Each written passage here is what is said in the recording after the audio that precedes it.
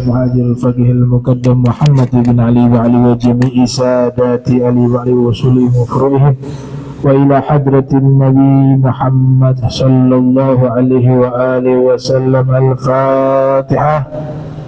أعوذ بالله من الشيطان الرجيم. بسم الله الرحمن الرحيم. الحمد لله رب العالمين الرحمن الرحيم مالك يوم الدين. إياك نعبد وإياك نستعين. اهدنا الصراط المستقيم صراط الذين أنعمت عليهم غير المغضوب عليهم ولا الضالين. آمين. السلام عليكم ورحمة الله وبركاته. إن الحمد لله نحمده حمدا يليق بجلاله ونستعينه واستعانة تليق بكماله ونستهديه هداية من أقر بعظمته وجلاله. ثم نصلي ونسلم على سيدنا محمد وآله.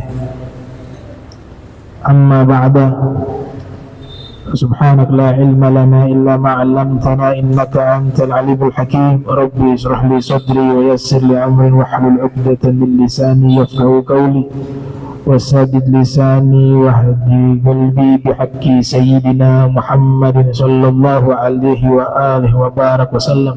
يا من هو في علوه كائن، يا من هو في فعل حميد، يا من هو في مجده متين. اللهم أكرمنا بنور الفهم وأخرجنا من ظلمات الوهم وارزقنا فهم النبيين وحفظ المرسلين وإلهام ملائكة المقربين ربنا زدنا علما وفهما وعقلا يا أكرم الأكرمين بحق سيدنا محمد خاتم الأنبياء والمرسلين يا رحمن يا رحيم وصلى الله على سيدنا محمد وعلى آله وصحبه وبارك وسلم الحمد لله رب العالمين. قال المصنف رحمه الله ورضي الله تعالى عنه وأرضاه ونفعنا به وبعلومه وأمدنا بأسراره وأعادنا من بركاته في دارين رضي الله عنكم. قلت يا رسول الله أخبرني بعمل يدخلوني الجنة ويباعدوني عن النار. Alhamdulillah, puji syukur kehadirat Allah, salawat salam senantiasa tercurahkan kepada junjungan mulia Nabi tercinta Nabi Yuna Muhammad sallallahu alaihi wa alihi wasallam beserta seluruh keluarga beliau, sahabat beliau dan umat beliau yang senantiasa melaksanakan ajaran beliau hingga akhir masa nanti. Yang sama-sama kami muliakan, kami hormati Imam Masjid Al-Muttaqin Aminun Cialbar, mata'anallahu ta'ala bituli hayatihi wa umrih wa nafa'ana bihi wa bi'ulumihi fi darain. Al-Habib Alwi Albar, mata'anallahu ta'ala bituli hayati wa umri wa nafa'ana bihi wa bi'ulumihi fi darain. Wal Ustaz Jamal, mata'anallahu ta'ala bituli hayati wa umrih wa nafa'ana bihi wa bi'ulumihi fid darain.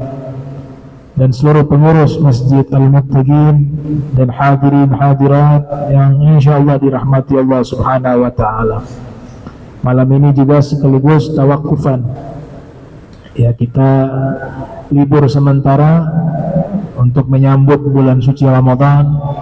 Sebagaimana biasa setiap lewat nisfu Sya'ban maka diliburkan semua pengajian. Nah, hari Jumat akan datang itu sudah lewat 1 hari ya dari nisfu Sya'ban. Juga memohon maaf jika selama pengajian ada kesalahan baik disengaja maupun tidak disengaja dari lisan yang kami ucapkan. Mudah-mudahan semuanya diberikan pengampunan oleh Allah, diberikan rahmat oleh Allah, diberikan panjang umur, sehat, afiat, sehingga kita bisa kembali bertemu di hari-hari yang mendatang. Sayyidina Mu'adz bin Jabal, beliau berkata, wahai Rasulullah, akhbirni bi'amalin yudkhilunil jannah, kabarkan padaku satu amalan yang dengan sebab itu memasukkan saya ke dalam surga, wa yuba'iduni 'anin nar, dan menjauhkan diri saya dari api neraka. Kemudian Nabi mengatakan, laqad sa'alta an 'azimin, sungguh kau telah bertanya sesuatu yang sangat agung.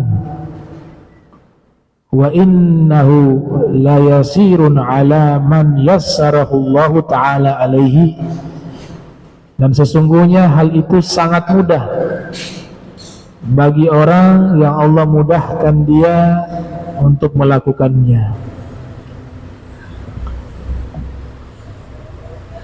Beliau, yaitu sahabat Sayyiduna Mu'adz bin Jabal, bertanya kepada Nabi satu pertanyaan yang sangat penting, dan Nabi memberikan apresiasi. Nabi menjawab, itu pertanyaan sangat agung. Jadi bertanya itu sesuatu yang baik. Kalau yang dilarang bertanya ketika disifati orang-orang Yahudi, itu bertanya pertanyaan yang tidak ada manfaat. Itu yang dilarang. Makanya disifati orang-orang Yahudi, bisa antum lihat di surat Al-Baqarah, ketika sudah dipilih sesuatu yang mudah, ya cerita tentang sapi gitu, mereka bertanya sampai akhirnya dipersulit oleh Allah Subhanahu wa taala. Ini pertanyaan yang tercela, yang tidak baik. Nabi sifati mereka kathratu masailihim wa ikhtilafuhum ala anbiyaihim. Banyak bertanya mereka dan banyak berselisih dengan nabi-nabi mereka.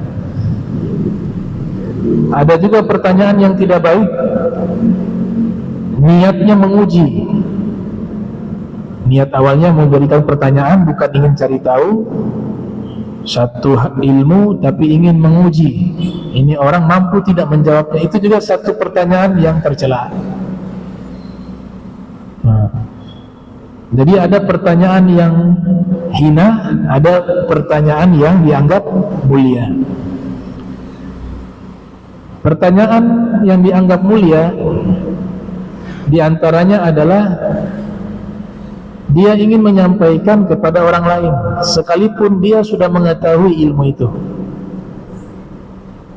Mungkin yang lain belum tahu, kemudian dia bertanya kepada salah seorang guru, masalah ini bagaimana jawabannya? Dijawab oleh sang guru, padahal fil haqiqah kan alimah hadzal ilm, pada hakikatnya dia telah mengetahui ilmunya, tapi niatnya apa? Mungkin yang lain belum tahu, maka dia sengaja bertanya kembali. Itu tidak tercela, itu sesuatu yang mulia.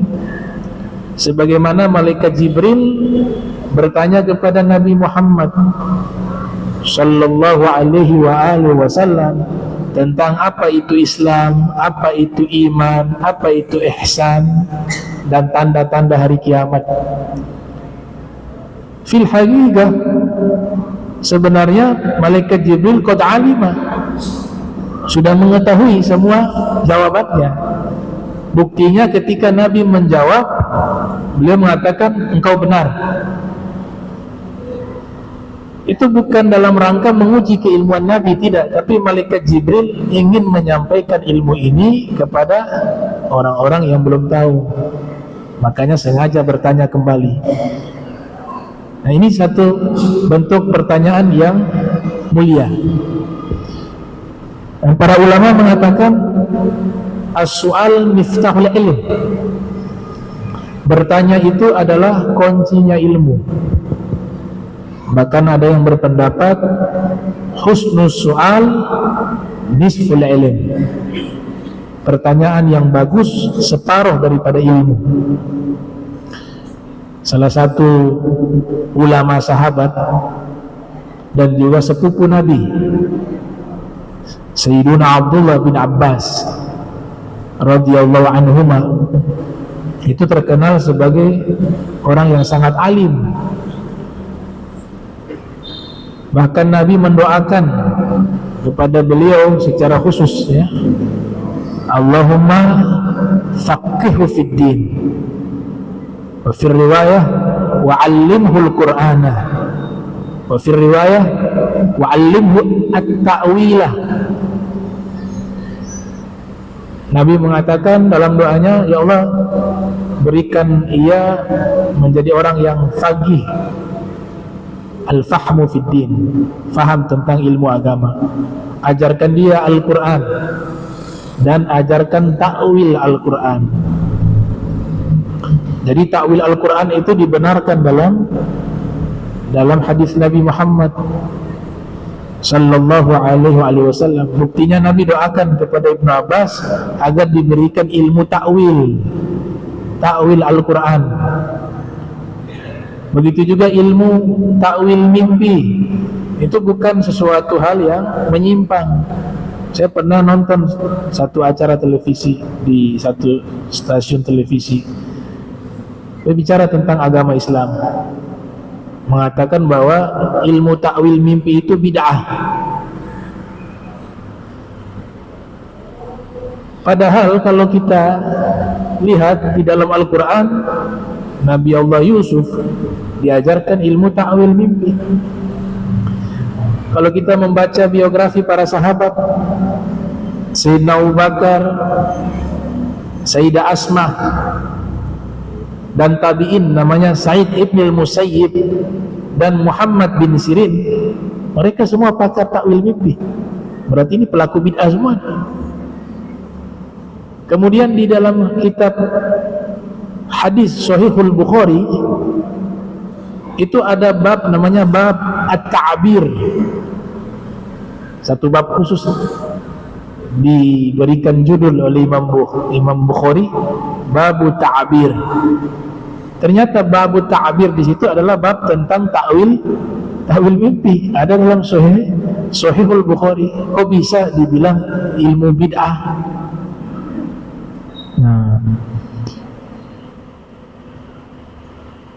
jadi bertanya sesuatu hal yang baik.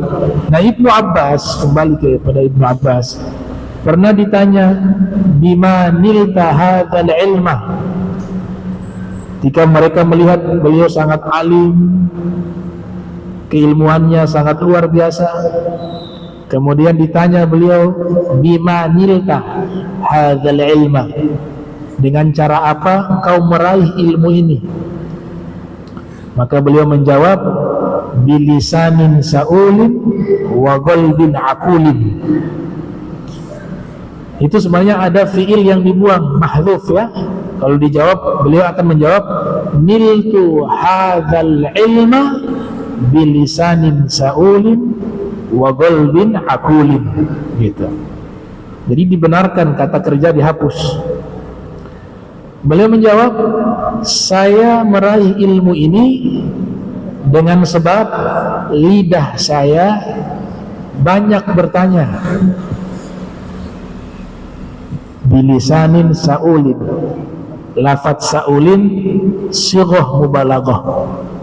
Bukan sekedar banyak bertanya, tapi lidah saya sering sekali.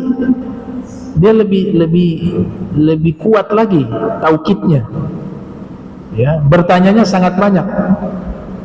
Bilisanin sa'ulin wa qalbin aqulin, dan akal yang selalu berpikir. Ya, itu kalau mau dapat ilmu, analisa segala sesuatu.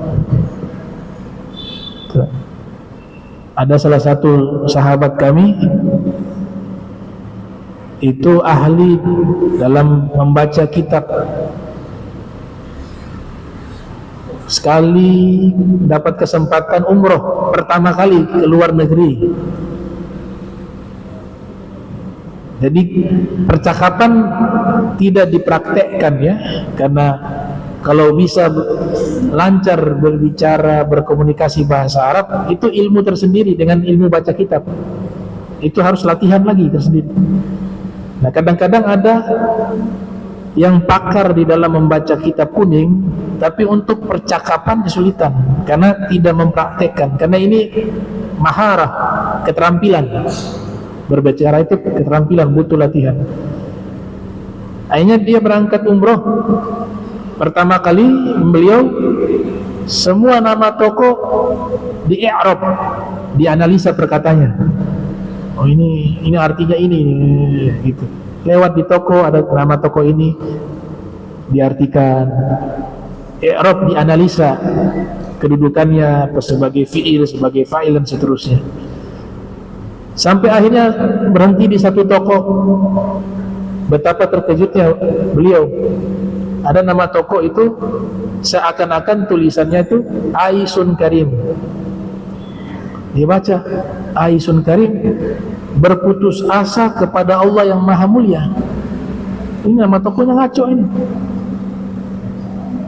Kok ada nama toko Aisun Karim, berputus asa kepada Allah yang Maha Mulia? Dalam Al-Quran Allah larang kita putus asa kepada Allah. Hanya dia tanya supir taksi itu, kok namanya Aisun Karim, nama toko itu, berputus asa kepada Allah yang Maha Mulia. Kata supir taksi itu, bukan itu es krim. Tulisannya es krim karena gundul kelihatan Aisyun Karim. Nah, jadi hati-hati dalam membaca kitab ya. Artinya bisa berubah sangat jauh. Dari es krim bisa diartikan berputus asa kepada Allah yang Maha Mulia. Nah, tapi kalau orang yang memang sudah terbiasa dengan berbicara, berkomunikasi bahasa Arab dan memang sudah tahu maknanya, mereka akan tahu artinya itu. Artinya komunikasi bahasa Arab laisa mujarrad hifdzil mufradat. Ya, innama nahtaj ila tatbiq wal mumarasah. Dia tidak cukup hanya dengan menghafal kosakata, tapi dibutuhkan juga praktek. Nah, itu yang dilakukan oleh para ulama yang ahli di dalam berbicara dan berpidato bahasa Arab. Ya, jadi mereka harus latihan lagi, belajar lagi, itu ilmu yang tersendiri. Itu. Jadi pertanyaan yang baik itu, pertanyaan yang baik separuh daripada ilmu. Lidah yang sering bertanya, kata Ibnu Abbas, dan akal yang selalu berpikir, dengan itulah saya mendapatkan ilmu. Ya, jadi banyak dia berpikir tentang masalah-masalah keilmuan. Makanya masalah di dalam ilmu fikih itu satu hal yang penting. Karena dengan adanya masail, mereka sebut masail, masalah-masalah, maka akan keluar hikmah dan ilmu. Maka kalau kita dapat masalah dalam hidup, pasti di situ ada ilmu. Yang penting kita bigol bin akulin, punya akal berpikir, ambil pelajaran di situ. Maka masail sangat penting, al-masail, masalah-masalah. Yang penting pertanyaannya itu pertanyaan yang manfaat, pertanyaan yang sangat penting, atau pertanyaan yang penting. Jangan bertanya hal yang tidak masuk akal. Kejadian itu di zaman tabi'in, Al-Imam Asy-Sya'bi namanya, ya, dalam kitab Syiaru A'lamin Nubala yang ditulis oleh Al-Imam Zahabi yang lahir 673 Hijriah, wafat 748 Hijriah, menyebutkan bahwasanya beliau berguru kepada salah seorang guru sahabat, dan guru utama beliau adalah Al-Imam Ali bin Abi Thalib. Ini muridnya Al-Imam Sya'bi. Al-Imam Sya'bi pernah didatangi seseorang.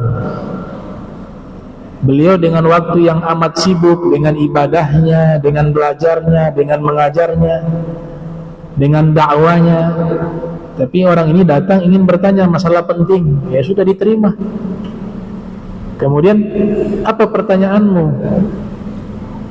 Maka ditanya oleh orang tersebut, saya baca di dalam Al-Quran, di situ disebut iblis punya keturunan. Kata beliau, ya benar. Yang ingin saya tanyakan, ini iblis punya keturunan, otomatis punya pasangan hidup. Yang ingin saya tanyakan, istrinya iblis namanya siapa? Kata Imam Sya'bi, pesta pernikahan iblis saya gak hadir. Jadi istrinya namanya saya gak paham, gak tahu. Sudah, kalau itu keluar sudah. Ini contoh pertanyaan yang gak ada manfaat. Apa manfaatnya mencari tahu nama istrinya iblis? Nah, Imam Sya'bi mengalami hal itu, menunjukkan bahwa pertanyaan-pertanyaan yang tidak masuk di akal, yang tidak ada manfaat, tidak perlu ditanyakan, apalagi di hadapan seorang ulama. Itu. Jadi as-su'al, bertanya itu sesuatu yang baik, selama dia bertanya sesuatu yang bermanfaat. Dan pertanyaan yang paling bermanfaat adalah tentang maslahat kehidupan kita di akhirat. Yang lain dibawa semua.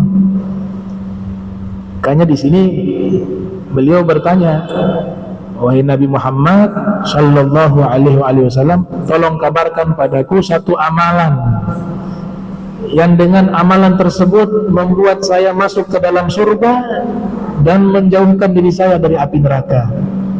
Bukankah itu yang selama ini kita harapkan? Ada sahabat baru masuk Islam, Arabiyun ya, bukan sahabat, orang dusun baru masuk Islam di hadapan Nabi. Setelah itu dia lihat doa-doa para sahabat, ketika membaca doa sangat panjang, sedangkan beliau yang baru masuk Islam ini hanya menghafal satu doa, Rabbana atina fid dunya hasanah wa fil akhirati hasanah wa qina adzabannar. Minder beliau, ini semuanya doanya panjang, saya hanya doa yang saya hafal hanya satu itu, pendek lagi. Akhirnya beliau mendatangi Rasulullah sallallahu alaihi wasallam, kemudian mengatakan, wahai Rasulullah, ini sahabat-sahabatmu doa-doanya sangat panjang, saya hanya menghafal satu doa pendek, Rabbana atina fid dunya hasanah wa fil akhirati hasanah wa qina adzabannar. Ya Allah, berikan saya kebaikan di dunia dan berikan kepada saya kebaikan di akhirat. Ya, Rabbana atina fid dunya hasanah wa fil akhirati hasanah wa qina adzabannar, dan jagalah saya atau kami dari api neraka. Rabbana atina itu kami ya, bentuk jamak. Kata Nabi, nah doa yang panjang yang dibaca oleh mereka itu, sahabat-sahabatku, ya ujung-ujungnya kembali ke doa tadi, meminta agar masuk surga, diberikan kebaikan di dunia, dan dijauhkan dari api neraka. Coba dilacak semua doa yang panjang, substansinya kembali ke tiga hal itu. Minta masuk surga, dijauhkan dari api neraka, diberikan kebahagiaan di dunia. Ini tafsiran Imam Ali bin Abi Thalib karramallahu wajha, Rabbana atina fid dunya hasanah, wahai pencipta kami, berikanlah kepada kami kebaikan di dunia. Ditafsirkan oleh Imam Ali alaihi salam di dalam kitab Al-Qirtas. Kata Imam Ali, kebaikan di dunia al-mar'atu as-solehah, istri yang solehah, dan kebaikan di akhirat al-jannah, yaitu surga. Jadi doa ini diistilahkan doa pamungkas. Kalau antum gak hafal doa yang panjang-panjang, doa itu kifayah, cukup ya. Karena doa-doa yang panjang-panjang itu kembalinya kepada tiga permintaan tadi. Itu sabda Nabi Muhammad sallallahu alaihi wasallam. Walaupun bukan berarti kita malas-malasan menghafal doa ya. Kalau mampu hafal doa sebanyak-banyaknya lebih afdol lagi. Karena setiap doa punya khasiat yang berbeda. Apalagi yang ma'thur. Ma'thur itu artinya doa yang sumbernya dari Al-Quran maupun dari hadis Nabi. Atau juga boleh kita mengambil doa-doa orang-orang solehin, yang tentunya doa mereka itu doa-doa yang sangat baik dan mustajab ya. Coba lihat kota Makkah, berapa ribu tahun yang lalu Nabi Allah Ibrahim berdoa agar kota Makkah dijadikan negeri yang aminan, yang aman, warzuq ahlahu, dan berikanlah kepada penduduk kota Makkah rizki dari berbagai buah-buahan, sayur-sayuran. Siapa sangka negeri yang tandus saat ini subur. Antum jangan lihat kota Makkah hanya dari gurun pasir. Ada wilayah di sekitar Arafah sekarang sudah tumbuh, pepaya ada, timun ada, malahan besar-besar lagi, ditanam di sana. Dan di Arafah, kenapa dipilih lokasi sekitar Arafah? Karena di bawah itu ada mata air, airnya lancar, air bersih jernih. Belum yang di Taif, berbagai macam buah ditanam di sana, tumbuh subur. Kata para ulama, min barakati doa Nabi Ibrahim alaihissalam. Itu berkah doanya Nabi Ibrahim alaihissalam. Nah, kota Madinah juga demikian, subur, berkah, karena yang mendoakan Nabi Muhammad sallallahu alaihi wasallam. Adabnya Rasul luar biasa. Sebenarnya Rasul bisa juga berdoa untuk kota Makkah, tapi beliau punya adab luar biasa. Sudah, doanya Nabi Ibrahim kifayah, cukup. Itu penghormatan kepada orang yang lebih senior. Nabi hijrah ke kota Madinah, belum ada seorang Nabi pun mendoakan kota tersebut sebelumnya. Sudah dilacak oleh Nabi. Kebanyakan mereka ke Makkah. Maka Nabi berdoa secara khusus ke kota Makkah, ya Allah, berkahilah kota Madinah, ya. Berkahilah kota Madinah setiap jengkal tanahnya. Keluarlah satu riwayat, gubarul Madinah syifa'un minal juzam. Debunya kota Madinah obat bagi orang yang kena penyakit kusta. Sallallahu alaihi wasallam. Wa qala an-nabiy sallallahu alaihi wasallam, inna Ibrahim harrama Makkah wa inni haramtu al-Madinata. Sesungguhnya Nabi Ibrahim berdoa agar kota Makkah menjadi kota suci, dan sesungguhnya saya berdoa agar kota Madinah menjadi kota suci. Itu adabnya Nabi kita Muhammad sallallahu alaihi wasallam. Pertanyaannya, doa Nabi Ibrahim sudah berapa lama itu? Dan Allah ijabah sampai hari ini. Begitu juga air Zam-Zam, sampai hari ini tidak pernah habis. Didoakan oleh leluhur Nabi Muhammad SAW, oleh kakek beliau Sayyiduna Abdul Muttalib. Karena yang kembali menemukan air Zam-Zam adalah kakek Nabi. Setelah lama tertimbun oleh tanah dan tidak ada yang tahu lokasinya di mana.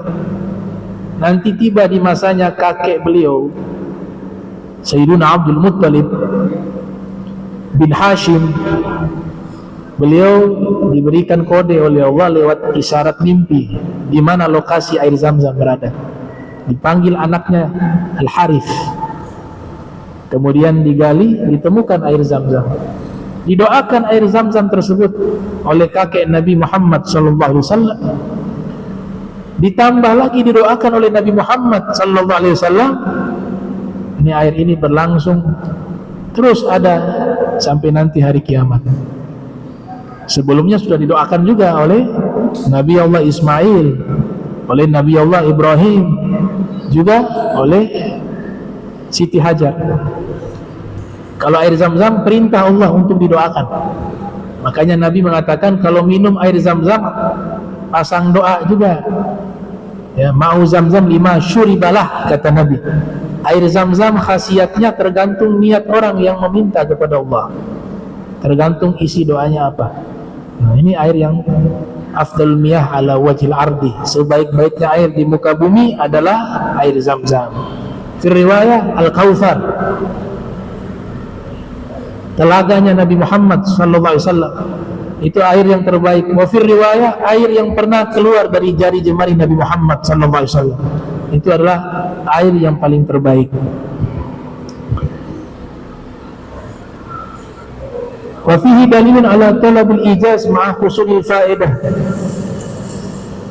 Di dalam hadis ini menunjukkan bahwa sebaik-baiknya pertanyaan itu yang ringkas. Ini kadang-kadang mohon maaf ya, kalau ada ulama buat sesi tanya jawab, mohon maaf sekali lagi, mohon maaf ya, kan yang bertanya ini kan banyak, bukan satu orang, apalagi sudah dibatasi. Insya Allah nanti yang bertanya 3 orang saja ya. Ini termasuk adab yang sudah banyak ditinggalkan. Siapa yang bertanya? Angkat tangan saya. Silakan. Pertanyaan pertama begini.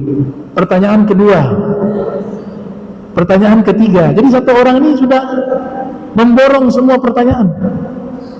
Itu bukan adab yang baik. Kamu sudah dengar pembatasan 3 orang mau bertanya, kasih kesempatan yang lain. Kalau kamu ambil sampai 5 pertanyaan, kadang sampai 6 lagi. Ada pertanyaan titipan ya. Ini pertanyaan dari saya 3, Ustaz. Pertanyaan pertama kada, pertanyaan kedua kada, pertanyaan ketiga kada. Tambah lagi ada titipan 3 lagi. Kada. 4. Yang kelima kada wa kada. Yang keenam kaita wa kaita. Yang pertama ustadznya bingung. Kebanyakan pertanyaan mau jawab yang mana? Pertanyaan lupa. Yang kedua, orang lain sudah tidak bisa bertanya, waktu sudah habis. Nah, ini saya harap hal ini sekalipun sangat sederhana, tapi berkaitan dengan masalah adab, menghormati, juga kasih kesempatan ke orang lain. Gitu. Begitu juga kalau ceramah, kalau banyak penceramah, ya singkat-singkat aja biar yang lain dapat kesempatan ceramah. Ini yang mau ceramah 7 orang, start pertama 1 jam. Akhirnya yang lain bahannya sudah diambil semua, bahan ceramah. Ini menceramah apa ini sebentar? Jadi agama itu bukan tentang ilmu saja, tapi juga rasa dan adab. Al-dzauq wal adab. Bahkan rasa, akhlak, adab fauqal ilm. Itu sepakat semua ulama. Akhlak, adab di atas ilmu. Itu. Makanya di sini dikatakan sebaik-baiknya pertanyaan ala talabil ijaz ma husulil faedah. Itu seringkas-ringkasnya pertanyaan, sesingkat-singkatnya, yang penting hasilnya faedah itu dapat. Wa ala syiddati i'tina'ihi bil amali shalih. Dan juga harus perhatikan ketika bertanya, yang penting tanya tentang satu amalan yang baik, amal soleh. Ya, di sini beliau bertanya amalan. Wahai Rasul, kira-kira amalan apa yang paling baik yang bisa membuat saya masuk ke dalam surga? Tradisi Nabi kita Muhammad sallallahu alaihi wasallam, jika kita lacak semua riwayat, tidak ada satu waktu yang terbuang sia-sia. Pasti setiap waktu yang Nabi bicarakan masalah ilmu, gak ada foya-foya, gak ada pembahasan yang tidak ada manfaat. Bisa antum lacak. Imma sahabat bertanya, kalau tidak ada sahabat yang bertanya, Nabi yang mengatakan, ala ukhbirukum, maukah kalian aku beritahukan pada kalian amalan ini?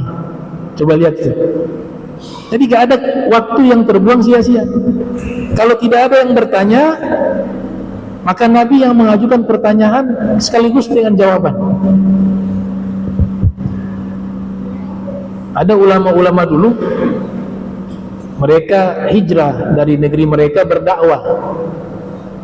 Kalau tiba di satu daerah, mereka tinggal di situ selama beberapa hari, gak ada yang bertanya tentang masalah agama. Mereka mengatakan ini negeri gak ada baiknya,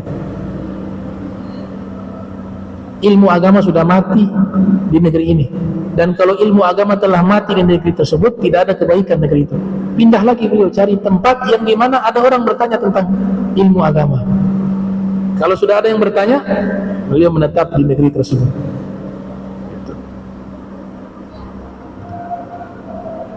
Wa azimi fasahatihi fa innahu aujazu wa ablagu. Nah, Nabi sampai di atas kendaraan. Ibnu Mandeh, ada satu ulama namanya Ibnu Mandeh, menulis kitab khusus orang-orang yang pernah Nabi gonceng di atas kendaraan. Khusus tuh kitab itu membahas di atas kendaraan Nabi Muhammad sallallahu alaihi wasallam, tidak membuang waktu. Beliau mengatakan, ya gulam, ala u'allimuka kalimat, misalnya, wahai anak, mau aku ajarkan padamu beberapa kalimat. Itu di atas kendaraan. Atau Nabi memberikan kesempatan yang bertanya, ditanya, wahai Rasulullah, amalan ini seperti apa? Dijawab oleh Nabi Muhammad SAW. Itu di atas kendaraan. Makanya kalau di atas kendaraan, orang-orang ahli ilmu itu mereka tetap Belajar. Al-Habib Umar itu dalam mobil isinya kitab. Sampai pernah dulu ada yang hikayatkan, baru beli mobil baru. Kemudian Habib Umar mengajak ibunya jalan-jalan. Dibawa ibunya ke dalam mobil yang baru beli, ternyata dalam mobil penuh dengan kitab. Dibawa satu santri khusus membaca kitab di dalam mobil selama jalan-jalan itu berlangsung. Kata ibunya, ini tidak di rumah, tidak di pesantren, tidak di mobil, semuanya jadi pesantren. Semuanya di tempat belajar.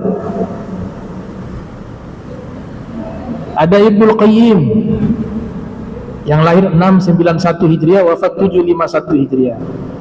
Kitab Sirah Nabawiyah, pendekatan fikih, berjudul Zadul Ma'ad fi Hadyi Khairil Ibad. Itu beliau tulis ketika melakukan safar dari Syam ke Tanah Suci. Jadi ngarang kitab di atas kendaraan. Sampai di kota Makkah atau Madinah sudah jadi satu kitab, Zadul Ma'ad. Begitu juga ulama Nusantara, ya, Syekh Nawawi Al-Banteni ketika melakukan perjalanan dari Makkah ke Madinah.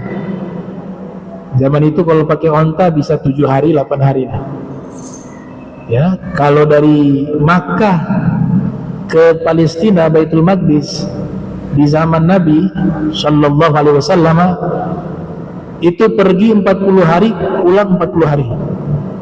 Makanya mereka heran waktu Nabi katakan, saya pergi satu malam ini, setengah malam dari Makkah ke Palestina, balik lagi ke Makkah. Laila, hanya sebagian atau sedikit daripada malam. Orang musyrik bilang, ini gila. Karena mereka biasanya 40 hari pergi, 40 hari kembali. Nah, ini perjalanan mukjizat. Kalau zaman sekarang sudah menjadi hal yang biasa. Ya, perjalanan menggunakan pesawat dalam waktu sesaat bisa sampai. Kalau dari Makkah ke Madinah berapa waktu? Naik bis 6 jam kurang lebih dari Makkah ke Madinah atau dari Madinah ke Makkah. Sekarang ada kereta cepat, lebih cepat lagi. Tapi di zaman itu 7 hari sampai 8 hari. Nabi bercerita Imam Mahdi di masa depan bahwa Imam Mahdi nanti dibaiat di depan Ka'bah. Di hari itu juga Imam Mahdi kembali ke kota Madinah. Mereka heran di zaman itu, kok bisa waktu satu hari itu bolak-balik dari Madinah ke Makkah, kemudian balik lagi ke Madinah. Tapi kalau zaman sekarang itu hal yang biasa. Jadi bukan tidak masuk di akal, bukan. Namanya kekuasaan Allah itu semuanya masuk akal. Tapi memang khawarikul adah, dia keluar dari kebiasaan. Nah, walihada hamidan Nabi sallallahu alaihi wasallam mas'alatah. Oleh sebab itu Nabi menyanjung, Nabi memuji orang yang bertanya. Jadi Rasulullah sallallahu alaihi wasallam kalau ada orang bertanya masalah agama, Nabi senang. Ini buktinya. Beliau bertanya, Nabi memuji pertanyaannya. Bahkan beliau mengatakan pakai kalimat sumpah. Laqad sa'alta. Itu dalam ilmu nahu ada lam namanya. Itu lam itu sebenarnya menyimpan kata sumpah. Demi Allah, begitu. Cuma lafaz sumpahnya dihapus. Jadi kalau diterjemahkan secara bebas, laqad sa'alta an azimin, sungguh atau demi Allah, sungguh kau telah bertanya sesuatu yang sangat agung. Jadi saking senangnya Nabi dengan pertanyaan tentang amal soleh, tentang masalah akhirat, tentang masalah agama Islam, itu Nabi girangnya luar biasa. Ya. Jadi saya bisa pahami, setiap orang yang bertanya tentang masalah agama berarti paling kurang dia punya kepedulian terhadap agamanya. Ini kalau gak pernah tanya sama sekali masalah agama, ya memang indikator mengabaikan ini agama.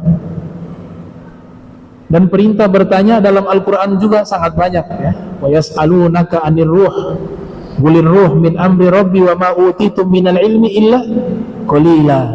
mereka bertanya kepadamu, mereka bertanya kepadamu, mereka bertanya kepadamu. Jadi sangat keliru kalau mengatakan dalam belajar jangan bertanya ya. Itu menyalahi metodologi yang diajarkan Allah dan diajarkan oleh Nabi Muhammad Sallallahu Alaihi Wasallam. Yang dilarang pertanyaan yang tidak bermanfaat, pertanyaan yang sengaja ditanyakan untuk menguji seseorang, pertanyaan yang nanti memunculkan fitnah, pertanyaan yang nanti memunculkan apa? Konflik dan lain sebagainya. Hal-hal itu saja yang dilarang. Tapi kalau bertanya tentang maslahat, ilmu, kebaikan, amal soleh, maka hal itu dianjurkan di dalam agama kita. Laqad sa'altani an azim, ay an amalin azim, ay muta'assir li su'ubati 'ala nufus wa adami wafaiha ghaliban bima yutlaq lahu wa fihi minal wasail wal maqasid al-wajibah wal mandubah wa ajalluha al-ikhlas. Kata musannif di sini, dari semua pertanyaan masalah hukum, masalah amal, masalah akhirat, yang baik-baik semuanya, itu adalah pertanyaan yang baik. Tapi beliau mengatakan di antara semua pertanyaan yang paling terbaik dalam masalah agama adalah pertanyaan yang berkaitan tentang masalah pembenahan diri, masalah hati. Gimana cara menghilangkan sifat sombong? Bagaimana agar kita beramal itu ikhlas? Bagaimana agar tidak dengki sama orang? Jadi ilmu ini menjadi ilmu yang sangat wajib. Ilmu wajib kan 3. Ilmu akidah, ilmu fikih, ilmu akhlak. Ilmu akidah yang dibahas uluhiyah, nubuwah, ruhiyah, sam'iyah. Masalah ketuhanan, masalah kenabian, masalah penciptaan, dan masalah informasi yang datang dari Nabi, sam'iyah. Dengan perangkatnya ilmu mantek masuk juga, ilmu filsafat muslim masuk juga yang positif. Ilmu fikih bicaranya 4. Fikih ibadah bicaranya wudu, sholat, hal yang membatalkan sholat, syarat sholat, rukun sholat, syarat wudu, wajib wudu yang membatalkan wudu, kemudian zakat, kemudian puasa di bulan suci Ramadan, kemudian umroh dan haji, namanya fiqhul ibadah. Fikih yang kedua fiqhul muamalah, masalah dagang, masalah sewa menyewa, masalah pinjaman, masalah asuransi, masalah riba, dan seterusnya. Fikih yang ketiga fiqhul munakaha, fikih nikah, masalah ijab qabul, wali, saksi, zihar, ilah, tolak, rujuk, fasak, dan lain sebagainya. Yang keempat fikih mu'aqabah, hukum pidana perdata Islam. Mencuri potong tangan, ukurannya sekian, bunuh orang kisos, dan seterusnya. Ganti rugi, bayar diat, dan seterusnya. Yang 2, yang wajib yang 1, fikih ibadah, wajib kepada semua kaum muslimin. Fikih muamalah wajib ketika mau melaksanakannya. Kalau dia bukan pedagang, profesinya bukan sebagai pedagang, maka belajar ilmu dagang sunnah. Tapi ketika sudah menjadi pedagang, maka wajib. Sama dengan pernikahan. Kalau pernikahan, hukum belajar ilmu nikah bisa haram, bisa makruh, bisa sunnah, bisa wajib, bisa mubah, tergantung orangnya. Kalau santri masih umur, masih SMP, bahas kitab-kitab nikah, wah ini bisa haram, bisa makruh. Dia masih jauh untuk menikah, akhirnya pikirannya terganggu. Tapi kalau sudah usia, sudah siap, sudah matang untuk nikah, sudah mampu untuk menikah, dan mau melaksanakan pernikahan, hukumnya wajib belajar ilmu nikah, sehingga dia bisa tahu nih kapan bisa jatuh hukum talak. Karena banyak orang yang tidak paham talak, tahu-taunya sudah zina gara-gara hanya melafatkan, sedikit berkelahi, saya ceraikan kamu, saya ceraikan kamu, saya ceraikan kamu. Oh, 3 kali talak. Ini talak yang tidak bisa rujuk lagi, harus menikah lagi, cari muhallil, kemudian diadakan akad nikah baru lagi, dan seterusnya. Nah, ini kan harus butuh ilmu, makanya wajib ketika ingin melaksanakannya. Kemudian yang fikih jinayah yang wajib hanya hakim. Hakim yang sebagai hakim menerapkan hukum Islam, bagi dia hukumnya wajib menguasai fikih jinayah. Tapi kalau bukan hakim, anjuran saja, tapi tidak wajib. Yang berikutnya ilmu apa? Ilmu tasawuf yang wajib, yang 3. Kalau ilmu tasawuf semuanya wajib. Kenapa ilmu tasawuf wajib? Yang dimaksud tasawuf akhlak. Sebab hati manusia selain golongan para nabi dan para rasul berpotensi ada penyakit hati. Jadi kalau ada orang mengatakan hati saya bersih, gak ada hasut sama orang, memang ada orang pilihan sedikit, tapi rata-rata sifat iri itu ada. Tapi orang yang belajar tasawuf, dia sudah mengetahui ini penyakit hati, maka wajib dihilangkan. Bukan tidak ada bisikan itu, karena dia manusia. Makanya Nabi selalu mengijazahkan doa yang semua orang hafal, ya muqallibal qulub tsabbit qalbi ala dinik. Wahai zat yang membolak-balikan hati. Kenapa Nabi katakan zat yang membolak-balikan hati? Karena hati manusia setiap detiknya berubah-ubah.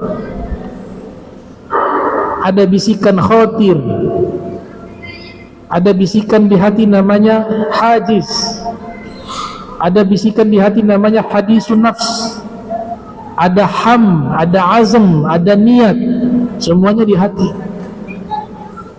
Maka untuk bisa menjaga hati tidak sampai terkena penyakit ini, maka wajib kita belajar ilmu pembersihan hati yang terkenal dengan nama tasawuf al-akhlaq. Tasawuf al-akhlaq. Dan ini adalah risalah Rasulullah Muhammad sallallahu alaihi wasallam. Risalah semua para nabi dan para rasul. Walladzi ba'atsa fil ummiyina rasulah. Kemudian lanjutannya yuzakkihim. Ya, walladzi ba'atsa fil ummiyina rasulah yatlu alim ayatihi minal ummiyin, ya. Yatlu alim ayatihi yuzakkihim wa yu'allimuhumul kitaba wal hikmah wa in kanu min qabl la fid dhalalin mubin. Nabi datang mensucikan kalian. Yuzakki uqulahum, yuzakki arwahahum, yuzakki anfusahum, yuzakki qulubahum. Nabi datang membersihkan, mensucikan akal mereka, mensucikan ruh mereka, mensucikan jiwa mereka, mensucikan hati mereka. Dan dari semua ini yang paling utama mensucikan hati, karena hati raja. Nafsu, ruh, jasad tunduk dengan perintah hati. Ala wa inna fil jasadi mudghah idza saluhat saluhal jasadu kullu wa idza fasadat fasadal jasadu kullu ala wa hiya qalbu. Ketahuilah di dalam tubuh kalian ada segumpal daging, jika dia baik maka baik seluruhnya, tapi segumpal daging ini jika buruk maka seluruh tubuh kalian menjadi buruk. Ketahuilah itu adalah qalb. Ada yang mengartikan jantung, ada yang mengartikan hati, qalbun. Nah, ini ilmu-ilmu yang wajib dipelajari, ya. Jadi ilmu akidah, ilmu fikih, dan ilmu tasawuf. Tapi ilmu akidah dilarang memperdalam sedetail-detailnya. Kalau para habaib dari sejak zaman dulu itu ada undang-undang la tatawakkal fi ilmi kalam. Jangan tenggelam terlalu dalam ilmu kalam. Tahu saja sewajibnya yang mana, asmanya Allah, sifatnya Allah, sifat wajib, sifat mustahil, sifat jaiz. Begitu juga para nabi. Karena ilmu yang kalam ini, apalagi bab uluhiyah, bab tentang ketuhanan, makin memperdalam makin bingung. Sebab apa? Sedang membahas tentang asma Allah, membahas tentang sifatullah, membahas tentang Allah. Itu kan nitoknya, ruang lingkupnya sangat luas. Makanya Nabi mengatakan tafakkaru fi ayatillah wala tafakkaru fi dzatillah. Kalian tafakkurlah tentang ciptaan Allah, tapi jangan tafakkur tentang zatnya Allah, zatnya yang dilarang. Karena tidak akan bisa mampu. Lah surga saja gak bisa untuk dijelaskan. Nabi ketika ditanya surga itu bagaimana, Nabi mengatakan mala ainun ra'at wala udhunun sami'at wala khatar ala qalbi bashar. Mata tidak pernah melihat, telinga tidak pernah mendengar, dan tidak bisa diimajinasikan di dalam pikiran. Kalau surga makhluk tidak mampu diimajinasikan, kata Nabi Muhammad SAW, bagaimana yang menciptakan surga? Tuh. Tapi ilmu fikih wajib tadi, ilmu tasawuf wajib secara keseluruhan. Yang dibahas 5 tadi saya katakan. Ilmu tasawuf akhlak pilarnya 5. Sofaul qalbi wa muhasabatu nafs, menjernihkan hati dan evaluasi diri. Yang kedua, qasdu wajhillah, beramal tujuannya hanya kepada Allah, bukan kepada yang lain. Yang ketiga, apa tuh? At-tamassuk bil faqri wal iftiqar, hidup zuhud di dunia dan butuh kepada Allah, bukan kepada yang lainnya dalam hati, ya. Kalau ambil sebab itu satu hukum, tapi hati kita yang kita bergantung hanya kepada Allah Subhanahu wa ta'ala. Dan yang keempat, tawtinul qalbi 'alal rahmati wal mahabbah, memantapkan hati dengan kasih sayang dan cinta. Dan yang kelima, at-tajammul bil akhlak, berhias diri dengan akhlak yang mulia.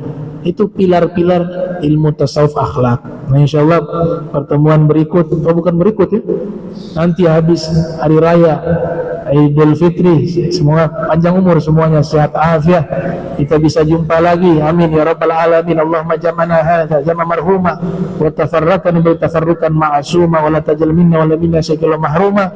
Subhanaka bihamdika asyhadu astaghfiruka wa atubu ilaik. Wa sallallahu ala sayyidina Muhammadin wa ala alihi wa sahbihi wa baraka wasallam. Wa lafu minkum. Wassalamu alaikum warahmatullahi wabarakatuh.